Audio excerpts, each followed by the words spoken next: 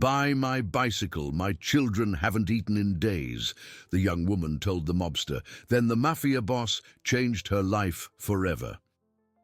Let me know what you thought of this story by rating it from 0 to 10 in the comments, and tell me what city you're watching from. I really want to know if you liked my story and get to know you better, so subscribe to my channel to support my work. I'm counting on your help. The rain fell in heavy sheets over Michigan Avenue that Thursday morning, transforming the metropolis into a grey blur where millions of lives intersected without ever truly touching. Abigail Turner held Sophie against her chest with a trembling hand, feeling the child's feverish warmth soak through their drenched clothes, while Michael clung to her skirt with icy fingers. The blue bicycle beside her was all that remained of her old life, the last valuable object she had brought from Kiev before the bombs turned her city into rubble and ash. The sign she held was written in hesitant English, with large, uneven letters that betrayed her foreign status. $100. It was a pittance to those who hurried past under expensive umbrellas, driving imported cars, but for her it represented the difference between seeing her children go to sleep with empty stomachs or not. It represented the medicine that would lower Sophie's fever, the bread that would fill Michael's belly, perhaps even a little milk for the next few days. She no longer noticed the rain. In the last 8 months since arriving in the United States as a refugee, she had learned not to feel the cold, the hunger, or the exhaustion. Those sensations were luxuries she couldn't afford. What hurt was something much deeper, something no rain could wash away.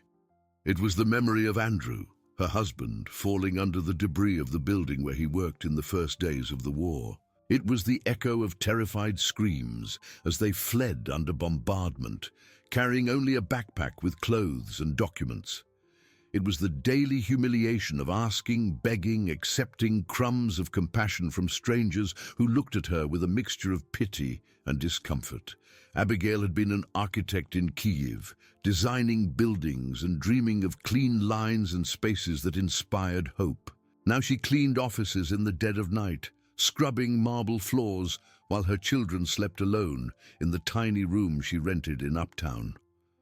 Her fingers, which once held pens and traced blueprints, were now rough from bleach and cleaning products. But she kept her head high, her shoulders straight, because she knew that dignity was the only thing no one could take from her, not as long as she was still breathing. The traffic light changed for the 10th time, and more cars passed without stopping. Some drivers looked with curiosity, others with indifference, and there were those who quickly averted their gaze, as if poverty were contagious.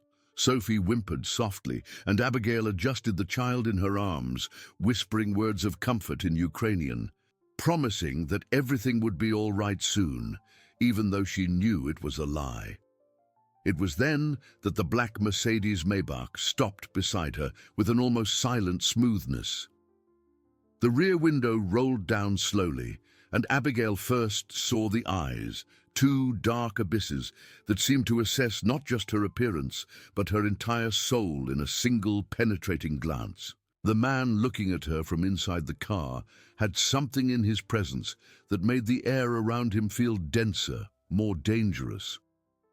Damien Thorne hadn't planned on stopping.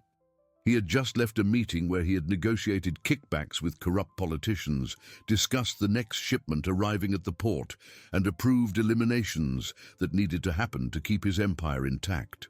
He was mentally exhausted from this endless chess game, where every move could mean life or death, power or ruin. But when he saw that woman standing in the rain, something inside him just seized up. It wasn't just her beauty, though it was impossible not to notice the intense blue eyes in a face that seemed sculpted from Slavic marble.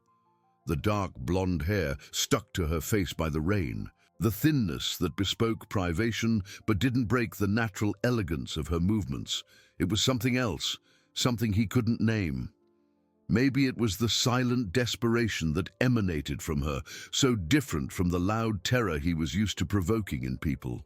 Maybe it was the feverish child in her arms, or the little boy who looked at the world with eyes too big for his thin face. Maybe it was simply the fact that, for the first time in years, he felt something other than the constant emptiness that consumed him from within.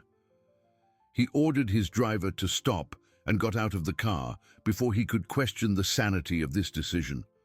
The rain hit him immediately, soaking his $5,000 Italian suit, but he didn't even notice. He approached her with measured steps, a predator's grace, noting how she flinched slightly, a primal instinct recognizing danger, even without knowing exactly what he was. Abigail saw the man approach and felt her heart pound. He was tall, over 6 feet, with broad shoulders under the elegant suit that now clung to his muscular frame because of the rain. His face was angular, masculine, with a thin scar on his left eyebrow that suggested a violent life. But it was the eyes that left her breathless, dark eyes that seemed to hold terrible secrets and a razor-sharp intelligence. "You're selling the bicycle," he said, and it wasn't a question. The voice was deep, controlled, carrying a natural authority that made people obey without question. "Yes," Abigail replied, forcing firmness into her voice despite the tremor she felt. $100. It's in good condition. I just need the money for—" She stopped, her pride too wounded to complete the sentence. Damien glanced at the bicycle for a brief second, but his eyes quickly returned to her, to the feverish child in her arms, to the boy hiding behind his mother with frightened but defiant eyes, to the wet sign she held with fingers white from clenching. $400, he said simply, taking his wallet from the inner pocket of his jacket. The shock shot through Abigail like a lightning bolt. $400 was more than 3 times what she was asking. It was food for a whole month. It was medicine and warm clothes for the children. It was a miracle that seemed too good to be true, and precisely because of that, every fiber of her being screamed with suspicion. "No," she said, surprising herself with the firmness in her voice. $100. That's the fair price." Damien tilted his head slightly, studying her with renewed interest. Nobody refused his money. Nobody had the courage to say no to Damien Thorne. Not if they wanted to keep breathing. But here was this thin, drenched woman with a sick child in her arms, refusing a sum she clearly needed desperately. "You need this money," he stated, the observation an undeniable fact. "Your daughter is sick." "That's why I can't accept charity," Abigail replied, lifting her chin despite the tears threatening to overflow. "I'm not a beggar. I'm selling something of value, $100 or nothing." Something changed in Damien's expression. The hardness in his eyes softened for a fraction of a second, replaced by something that could be respect or perhaps recognition. He knew pride when he saw it. He understood the cost of maintaining dignity when the world conspired to rip it from you. He had lived that in his childhood before he became the man who broke others' pride without hesitation. "Very well," he said, taking $100 from his thick wallet. "But the rest is an advance. I'm going to need you to work for me." Abigail blinked, confused. "Work? I own a construction company. I need someone with experience in architecture to review projects." "You're an architect," he said, and it wasn't a question. He had done his research, she realized, with a chill of unease. "How do you know?" "I know many things," Damien answered enigmatically, holding out the money. "This is an advance on your first month's salary. Show up at this address tomorrow at 9 in the morning. He took a card from his pocket and handed it to her along with the money. "Bring your children. We have a daycare on the premises." Abigail looked at the wet card, at the money in her hand, at the man who watched her with an intensity that made her feel naked despite all the layers of soaked clothing. Every instinct screamed that there was something dangerous here, that men like him didn't do favors without expecting something in return. But Sophie was burning with fever in her arms, and Michael hadn't eaten a decent meal in 3 days. "Why are you doing this?" she asked, her voice just a hoarse whisper. Damien was silent for a long moment, the rain running down his face as he searched for an answer he wasn't sure he possessed himself. "Because I can," he finally replied, and before she could say anything else, he got back in the car and drove off, leaving her standing on the sidewalk with a small fortune in her hand and a whirlwind of conflicting emotions tearing through her chest. That night, after buying medicine for Sophie and enough food to fill the children's bellies for the first time in weeks, Abigail lay awake looking at the card the man had given her, Thorne Construction. The name Damien Thorne was printed in elegant letters, along with an address in the Gold Coast, one of Chicago's most expensive neighborhoods. She should throw the card away, should forget this strange encounter, and continue her life as it was. But she couldn't stop thinking about those dark eyes, the way he had looked at her as if he truly saw her, not just another desperate refugee begging for crumbs. Damien, for his part, was in his Lincoln Park penthouse, a vast space of glass and steel with a panoramic view of the city, filled with expensive art and designer furniture that meant absolutely nothing to him. He poured a whiskey into a crystal glass with hands that had broken bones, signed death sentences, and built an empire on blood and corruption. And he couldn't stop thinking about a thin woman with sad blue eyes who had refused his money because she had too much pride to accept charity. He called his right-hand man, a man named Leo, who knew all of Chicago's dirty secrets. "I want to know everything about Abigail Turner. Where she lives, where she works, her legal status in the country, everything." "Boss," Leo began hesitantly, "are you—" He stopped, choosing his words carefully. "Are you sure you want to get involved with a refugee? It could bring unnecessary complications." "I didn't ask for your opinion." Damien cut him off with a coldness that made Leo fall silent immediately. "I want the information by tomorrow morning." He hung up and went back to looking at the city below. Millions of lights twinkling in the darkness like fallen stars. Somewhere out there she was, probably tending to her sick children in some cramped room, carrying the weight of the world alone. And for the first time in 3 years, since he had buried his wife, Damien felt something other than the void that consumed him. He didn't know if it was attraction, curiosity, or simply the recognition of a strength equal to his own, but he knew he couldn't just forget about that woman.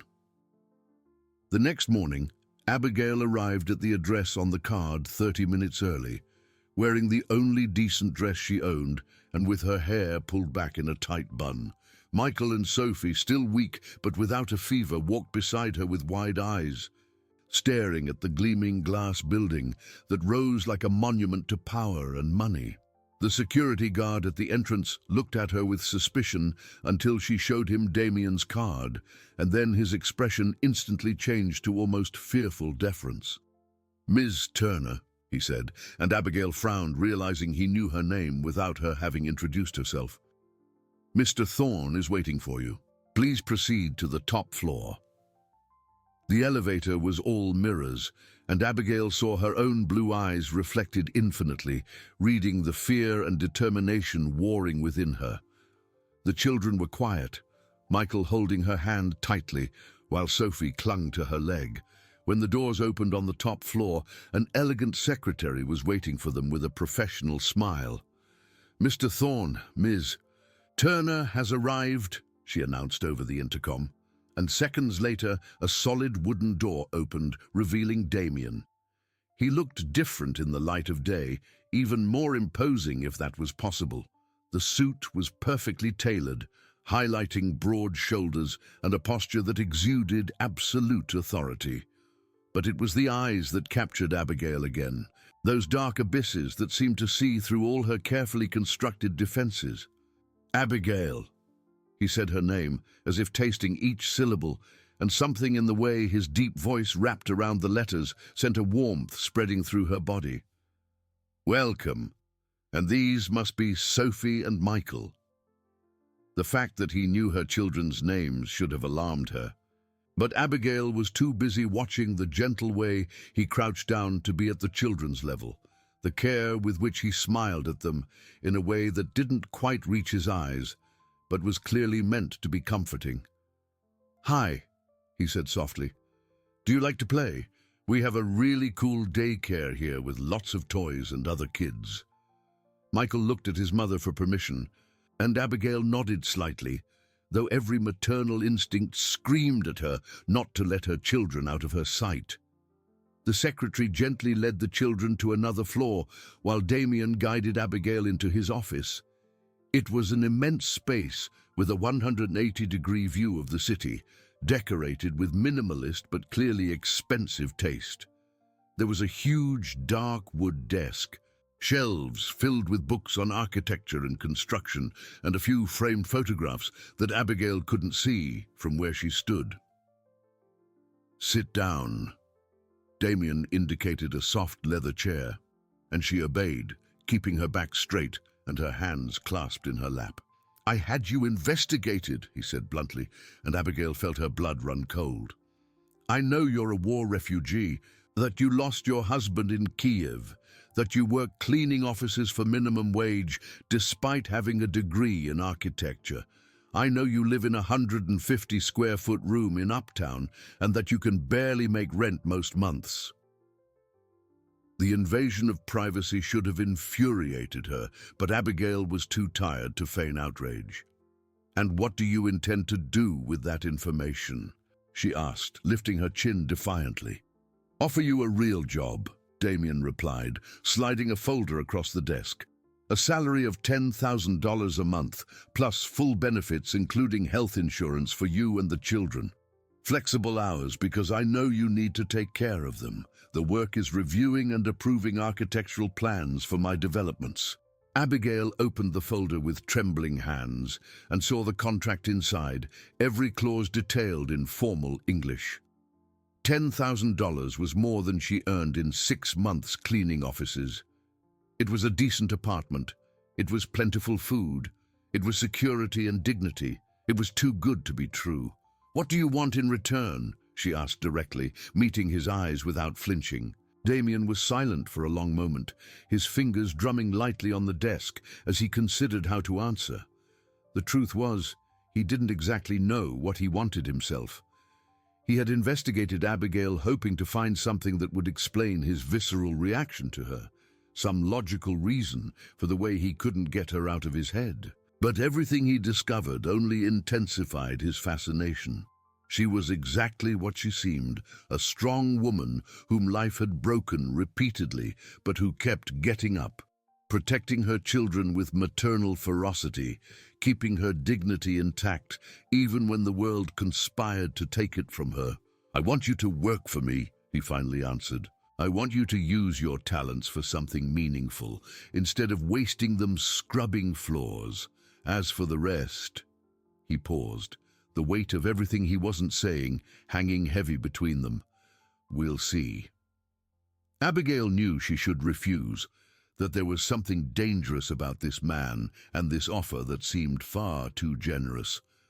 But she thought of Sophie still recovering from her fever, of Michael growing up too thin because she couldn't feed him properly, of all the sleepless nights worrying about how she would pay next month's rent. She thought about what it would be like to use her degree again, to design and create instead of cleaning and erasing. "All right," she said, taking the pen he offered and signing the contract before she could change her mind. "But let's get one thing clear, Mr. Thorne. I don't accept favors I don't deserve, and I don't owe anyone anything. I will work hard for every dollar of this salary." "I wouldn't expect anything less," Damien replied. And for the first time, she saw something that might have been a genuine smile briefly touch his lips. "You can start on Monday. Use the weekend to get organized. My secretary will help you find a decent apartment closer to here." "I don't need help to—" Abigail began, but he cut her off with a firm wave of his hand. "It's not help, it's corporate logistics. I need my employees to arrive on time and not waste hours on public transport. We consider it an investment in productivity." The logic was irrefutable, even though it was obviously an excuse. And Abigail forced herself to accept instead of fighting every kindness, as she instinctively did. "Thank you," she said, the words coming out softer than she intended. The first few months of work were a revelation for Abigail. She dived into the projects with a hunger that surprised even Damien, working long hours reviewing plans, suggesting modifications, and identifying structural problems that other architects had missed. She was brilliant in her field, and he found he trusted her judgment more than the expensive professionals he had employed for years. But it wasn't just her talent that fascinated him. It was the way she moved through the office with a natural grace, despite clearly still feeling out of place amidst so much luxury. It was how she spoke to the children in Ukrainian when she thought no one was listening, her voice softening with maternal love.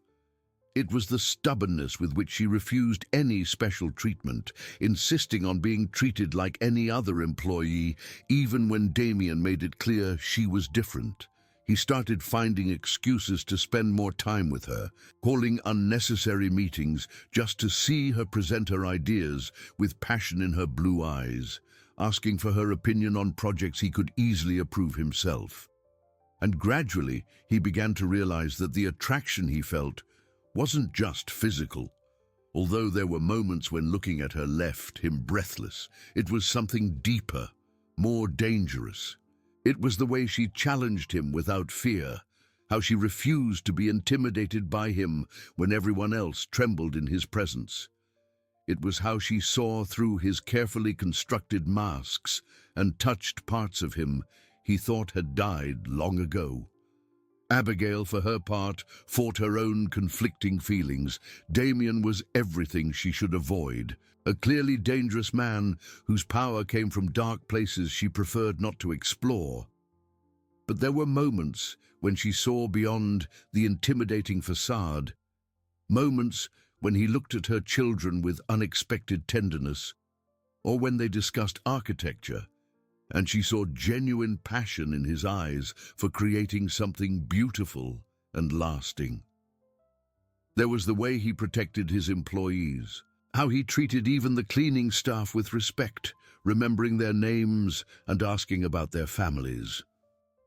The tension between them grew each day, an electric current that sparked in the air whenever they were in the same room, until it finally exploded one night when they were working late, reviewing the plans for a new development. They were alone in the office.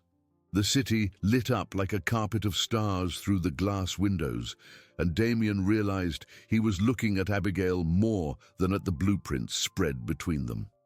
"You're staring at me again," she said without lifting her eyes from the paper, but a blush rising up her neck betrayed that she was aware and affected.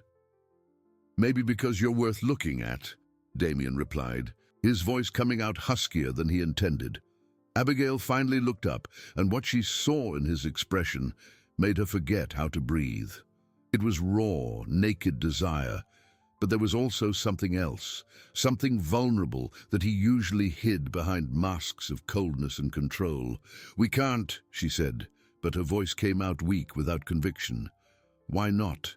Damien stood up and walked around the desk, approaching her with predatory movements that made her want to both run and stay.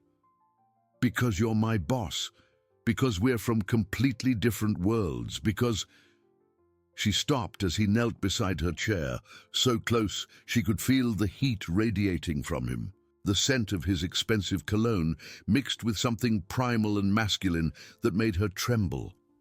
"Because you're afraid," he completed for her, one hand rising to brush a strand of blonde hair from her face, his fingers lightly touching her cheek with a gentleness that contrasted with all the violence she knew he was capable of. "Yes," Abigail admitted, her voice just a whisper. "I'm afraid of what you are, of what you represent. I'm afraid that if I let myself feel something for you, you'll destroy me." "And what if I promise not to?" Damien asked, his thumb tracing the outline of her lips with a reverence that made her feel both cherished and endangered. "You can't promise that," she replied, but she leaned into his touch despite her words. "Because destruction is what you do. I can see it in the eyes of the people who work for you, in the way they flee when you enter a room. You're dangerous, Damien Thorne." "Especially to you," he agreed, bringing his face closer until their lips were inches apart. "Because you're the only person who makes me want to be something different from what I am." The kiss, when it finally happened, was as inevitable as a storm, a collision of need and fear, desire and resistance. Abigail melted against him, even knowing she was making a mistake, her hands rising to grip his broad shoulders as he pulled her from the chair and against his solid chest. It was everything she had imagined and worse, all-consuming and intoxicating, making her forget all the reasons why this was a bad idea. When they finally broke apart, they were both breathless and trembling. Damien rested his forehead against hers, his eyes closed, as if fighting internal demons she couldn't see. "Go home," he said hoarsely. "Go before I do something we'll both regret." Abigail obeyed on trembling legs, grabbing her bag and practically running to the elevator. But when she got home and put the children to bed, she lay awake staring at the ceiling, her lips still tingling from the pressure of his kiss, her whole body vibrating with a need she hadn't felt since Andrew died. And she knew she had crossed a line she could no longer uncross. In the following days, they tried to maintain a professional distance, but it was useless. The tension only grew, fueled by stolen glances and accidental touches that lasted a second too long. Damien became increasingly possessive, hating it when other men in the office spoke to Abigail, though he forced himself not to interfere. Abigail found herself searching for him with her eyes as soon as she arrived at work, her heart racing every time she saw his silhouette through the glass walls. It was Leo, Damien's right-hand man, who finally brought the situation to a head in a brutal way. He showed up at his office late one night with a worried expression Damien rarely saw on the face of the man who commanded his dirtiest operations. "Boss, we need to talk about the Ukrainian," he said without preamble. "What about her?" Damien replied with a dangerous coldness that would make any sane person back down. "The guys are talking. They say you're getting soft, that a refugee has you wrapped around her finger. Rivals are noticing, planning to use it against you." "To hell with the rivals," Damien growled, but part of him knew Leo was right. In the world he lived in, weakness was a death sentence, and love was the greatest weakness of all. "Boss," Leo continued carefully, "you built this empire by being ruthless. You can't give the wolves a reason to attack. Either you get rid of her, or—" He paused, clearly uncomfortable with what he was about to suggest. "Or what?" Damien asked dangerously. "Or you'll have to protect her like you protect your empire. And that means she and her kids will become targets. Are you willing to put this woman and these children in danger because of what you feel?" The question hung in the air like a blade ready to fall. Damien knew Leo was right, that every moment he spent with Abigail put her at greater risk. Men like Caleb Vance, his biggest rival in the Chicago underworld, wouldn't hesitate to use her and the children as leverage. But the thought of pushing her away, of pretending he felt nothing, was like tearing out his own still-beating heart. "I'll protect her," he finally said, each word both a promise and a threat. "Double the security around her and the children. I want men following her 24/7, but discreet enough that she doesn't notice. Boss, that will just confirm to everyone that she's important to you." "Then let them know," Damien replied with a finality that ended the discussion. "And let them know that anyone who lays a finger on her will die slowly." Leo nodded and left, but Damien remained alone in his office, looking out at the city below, knowing he had crossed a point of no return. He loved this stubborn, proud woman who challenged him and made him want to be better, and in the process he had painted a target on her back. Abigail noticed the change before Damien told her. She began to see the same men always nearby when she took the children to school. The same black car following at a discreet distance when she came home. At first, she felt fear, but then she recognized one of the men as someone who worked for Damien and understood what was happening. She confronted him in his office, her eyes flashing with anger. "You put bodyguards on me? How dare you make decisions about my life without consulting me?" Damien didn't apologize, just looked at her with that intensity that left her breathless. "I did it because dangerous men know you're important to me. I did it because I'd rather have you furious with me than dead." The brutal sincerity in his words completely disarmed her. "How dangerous?" she asked, her voice softer. "Dangerous enough that I need to know you and your children are safe," Damien replied, rounding the desk to stand close to her. "Dangerous enough that I lose sleep imagining what they would do if they could get to you." "And all of this why?" Abigail asked, though she already knew the answer, could see it burning in his dark eyes. "You know why," he said, his voice dropping to that husky tone that made her tremble. "Because I can't stop thinking about you. Because for the first time in years, I feel something other than anger and emptiness. Because when I look at you, I see the possibility of being more than the monster I've become." The words hit her like punches, each one knocking down another layer of her carefully built defenses. "I can't be your redemption," she whispered. "I have children to protect, a life to rebuild. I can't be dragged into your world of violence and danger." "I'm not asking you to be," Damien said, his hands rising to cup her face with a gentleness that contrasted with all the hardness he emanated. "I'm telling you that I will protect you and your children with everything I have. I'm telling you that for the first time in my life, I want to build something instead of destroying."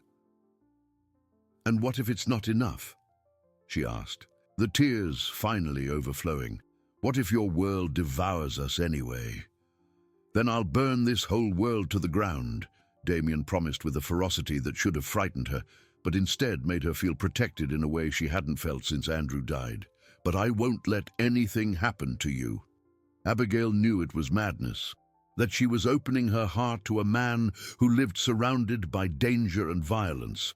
But when he kissed her again, pouring all his hunger and impossible promises into the touch of his lips, she decided that some madness was worth the risk. The relationship that developed between them in the following months was intense and complicated. Damien kept his promise of protection, surrounding Abigail and the children with discreet but effective security. He helped her move into a spacious apartment closer to the office, a place where Michael and Sophie could finally have their own rooms and play without fear of disturbing neighbors through thin walls. But he also began to reveal parts of himself that he kept hidden from the world. He told her about his childhood in the projects, about the mother who died of cancer because they couldn't afford treatment, about the alcoholic father who beat him until Damien grew big enough to hit back. He told her about the choices he made to survive, the lines he crossed until there was no turning back, the empire he built on blood and fear because he swore he would never be weak and powerless again. Abigail, in turn, shared her own scars. The war that destroyed everything, the husband who died in her arms as the building collapsed, the desperate escape with small children across borders, the loneliness and humiliation of being a refugee in a foreign country. And somewhere between their intertwined stories of loss and survival, they found a mutual understanding that went beyond physical attraction. But the danger Damien had warned of was not empty paranoia. Caleb Vance, a man as brutal as he was intelligent who controlled rival territories, learned of Damien's involvement with Abigail and saw an opportunity. He began to investigate, gathering information, waiting for the right moment to strike. The moment came on a rainy night when Abigail was returning home after picking up the children from daycare. Her car was intercepted by a black van, masked men getting out and dragging her and the screaming children inside before Damien's security could react. There was a shootout, blood spilled on the wet asphalt. But when the smoke cleared, Abigail, Michael and Sophie were gone. Damien received the news in the middle of a meeting and felt something inside him break, a fury so pure and devastating that people in the office instinctively recoiled from his path. He mobilized every resource he had, every contact, every connection, every debt he could call in. Within 24 hours, he had an army on the streets searching, pressing, breaking fingers and bones until someone talked. It was Leo who finally tracked down Caleb and discovered where he was holding Abigail and the children, an abandoned warehouse on the south side. Caleb sent a video forcing Abigail to beg Damien to back off from his business, promising to release her and the children in exchange for territories and concessions that would basically mean Damien's surrender. When Damien watched the video, he saw the fear in Abigail's eyes, but also saw something else, a strength that wouldn't break even under pressure. She kept her children protectively behind her, her entire body a barrier between them and Caleb's men. And Damien knew he had to save her, not just because he loved her, but because she deserved to live, deserved to see her children grow up in safety. The rescue operation was brutal and bloody. Damien arrived at the warehouse with 20 men armed to the teeth, giving Caleb no chance to negotiate or react. There was gunfire, screams, the metallic smell of blood and gunpowder filling the air. Damien personally killed 3 men on his way to where Abigail was tied up with the children, crying and clinging to her. When their eyes met through the smoke and chaos, something passed between them that needed no words. He cut the ropes binding her with hands that trembled for the first time in years, and she threw herself into his arms with the children between them, sobbing against his chest as he held her, as if she were the most precious thing in the world. Caleb tried to escape, but didn't get far. Damien caught him at the warehouse exit, and what he did there, in front of witnesses who would never forget, served as a warning to anyone who thought of threatening his family again, because that's what Abigail and the children were now, his family, and he would protect them with a violence that would scare even the cruelest men he knew. In the days following the rescue, Abigail was quiet, processing the trauma and the brutal reality of the world Damien lived in. He gave her space, maintaining a physical distance, even though it hurt, waiting for her to decide if she could accept who he was and the choices he made. It was Sophie who broke the impasse. The little girl who had always been shy with Damien began to seek him out, asking when he would come visit them again, saying she was afraid to sleep without knowing he was protecting them. Michael, older and more understanding, simply looked at Damien one day and said, "Thank you for saving Mom," with a seriousness that broke the heart of the man who never thought he deserved gratitude from anyone. Abigail finally called him to talk on a cold night, with the children asleep in their rooms. They sat on the apartment's balcony, looking at the lit-up city, and the silence between them was heavy with everything they needed to say. "I know who you are," Abigail began, her voice firm despite her eyes shining with unshed tears.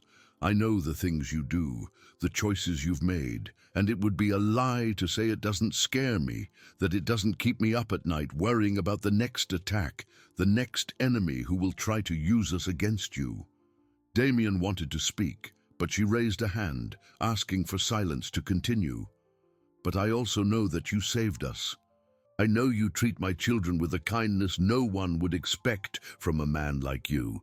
I know that when you look at me, I see something beyond the monster you pretend to be. I see a man who has suffered and fought and survived the only way he knew how. And I understand that, Damien, because I survived too.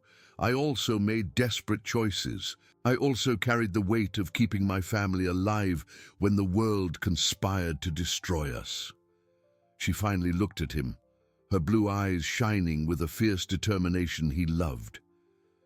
So if you're willing to try to be something more than what you are, if you're willing to build a life that isn't just about power and violence, then I want to try too. Because life is too short and too brutal to waste a chance at happiness when it appears. Damien felt something loosen in his chest, a pressure he had carried for so long he had forgotten what it was like to breathe without it. He reached for Abigail's hand, intertwining his fingers with hers, and made a promise he knew would change everything. "I'll get out," he said. "Not immediately, because that would be suicide, but I'll start transferring control, stepping away from the illegal operations. It will take time, maybe years, but I'll do it because you all deserve to have a life where you don't have to be afraid every time you leave the house. And I'll be by your side," Abigail promised back, squeezing his hand. "I'll help you build something new, something clean, because I believe people can change, that it's never too late to choose a different path." The kiss they shared was different from the previous ones, less urgent but deeper, laden with promises of a future instead of just present desire. And when they finally separated, they both knew they had crossed another point of no return, this time towards something that could save them instead of destroying them. The years that followed were a gradual and often painful transformation. Damien began to withdraw from his criminal operations, transferring control to trusted lieutenants while focusing on expanding the legitimate business of the construction company.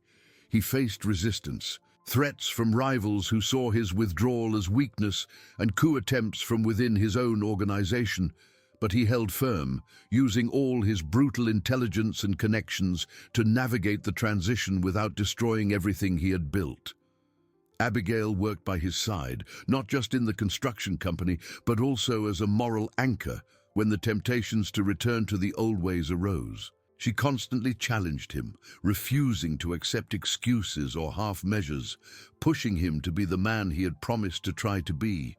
And gradually, Damien discovered there was satisfaction in building clean things, in creating jobs and opportunities instead of just accumulating power through fear. They married in a small private ceremony with only the children and a few close friends present. Abigail wore a simple, elegant dress that made her look like a queen, and Damien couldn't hold back the tears when she said, "I do," and promised to stand by him in all the battles yet to come. Michael and Sophie were the ring-bearers, radiant and finally allowing themselves to be real children instead of small survivors, constantly on alert for danger. Life didn't become perfect overnight. There were still occasional threats, still moments when Damien needed to use harsh methods to protect his family and businesses. But he learned to choose his battles, to distinguish between real necessity and the old habits of domination and control. And Abigail, who had started as a desperate refugee selling her bicycle in the rain, blossomed into a renowned architect who used her position to create social housing projects, helping other refugee and immigrant families find dignity and opportunity. Together, they built a different kind of empire, one based on creation instead of destruction, on hope instead of fear. The children grew up loved and safe, Sophie developing a talent for music, while Michael showed an interest in engineering, both carrying the scars of war, but also the strength they inherited from parents who refused to break even when the world tried to destroy them. 10 years after that encounter in the rain, Abigail stood on the terrace of their new home, a modern mansion she herself had designed on the outskirts of Chicago, watching the sunset paint the sky orange and pink. Damien came up behind her, wrapping his arms around her waist and resting his chin on her shoulder, a gesture as familiar and comfortable as breathing. "What are you thinking about?" he asked softly, kissing the side of her neck. "About how different we were 10 years ago," Abigail answered, covering his hands with hers. "I was selling my bicycle because my children hadn't eaten in days. You were building an empire of crime and violence, and somehow, improbably, we found each other and became this." "And do you regret it?" Damien asked, the old vulnerability still present in his voice at times, despite all the years of love and commitment. Not for a second. Abigail turned in his arms to face him, seeing the man she loved more than she had thought possible to love anyone again. You saved me from dying of despair and loneliness. I saved you from becoming the monster you thought you had to be. We saved each other, Damien, and in the process, we built something beautiful. He kissed her then, slowly and deeply, pouring into the touch all the gratitude and love he felt for this extraordinary woman who had refused to break even when life conspired to destroy her. And Abigail returned the kiss with equal fervor, knowing that despite all the obstacles overcome, all the battles fought, all the scars they carried, they had found something more precious than gold or power. They had found redemption in each other's arms and built a family based on true love and shared strength that nothing could destroy. The children called them for dinner, their happy voices echoing through the house that was now a real home instead of just a shelter. And as they walked hand in hand towards the laughter and warm light, Abigail knew she had finally found what she had been searching for since she fled Kiev under the bombs. She had found peace, security, and a love that transcended all differences of origin and circumstance. Because in the end, true love knew no borders or social classes, didn't care about stained pasts or uncertain futures. It just insisted on existing against all odds, transforming two broken souls into something whole and beautiful. If you liked this video, please subscribe to my channel. I promise to bring you videos every day that will make your life happier. Let me know what you thought of my story by giving it a rating from 0 to 10. And thank you very much.